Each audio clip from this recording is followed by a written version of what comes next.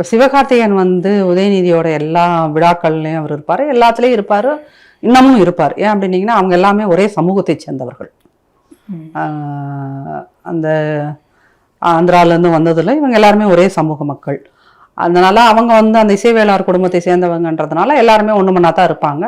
இவர் ஒரு வேளை இவருக்கு சிவகார்த்திகேயனுக்கு பிஸ்னஸ் டல்லாக போனால் கூட உதயநிதி வந்து பணம் கொடுத்து ஹெல்ப் பண்ணுற அளவுக்கு அவங்க வந்து ஒரு நல்ல அண்டர்ஸ்டாண்டிங்கில் இருக்கு. அதனால அவர் வந்து எப்படி அரசாங்கத்தை ஏற்று பேசுவார்.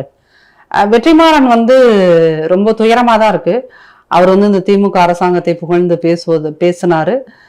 ஆனால் அரசாங்கத்தில் நடக்கிற எந்த ஒரு விஷயங்களுக்கும் ஒரு படைப்பாளியாக அவர் எந்த எதிர்கருத்தையும் சொல்லாமல் இருக்கார்ல, அது வந்து வருத்தமாக தான் இருக்குது.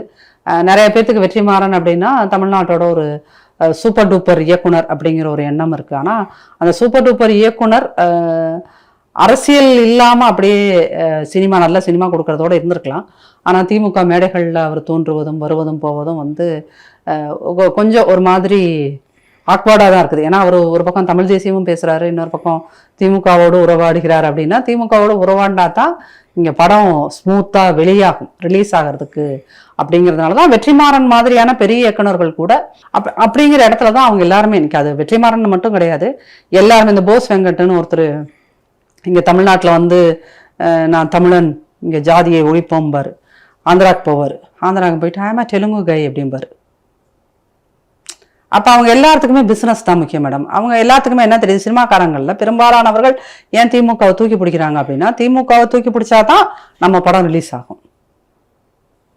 அப்போ இங்கே பிஸ்னஸ்னா திமுக காலில் விழுந்துதான் ஆகணும், இல்லைன்னா அவங்க கூப்பிட்டு விட வைப்பாங்க.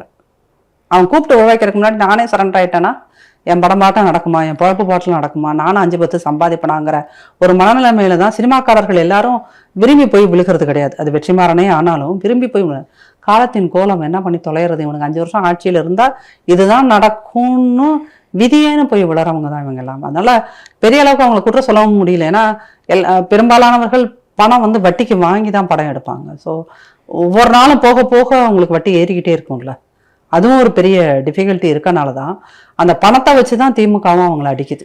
நீ என்னைய பகைச்சிக்கிட்டீங்கன்னா படம் ரிலீஸ் பண்ண முடியாது, 1 மாதம் ரிலீஸ் பண்ணாமல் படத்தை உள்ளே போட்டு வச்சிருந்தோம்னா பல கோடி நஷ்டங்கள் ஆகும். அந்த ஒரு காரணத்துக்காகத்தான் எல்லாரும் அவங்கள்ட்ட சரண்டர் ஆகுது.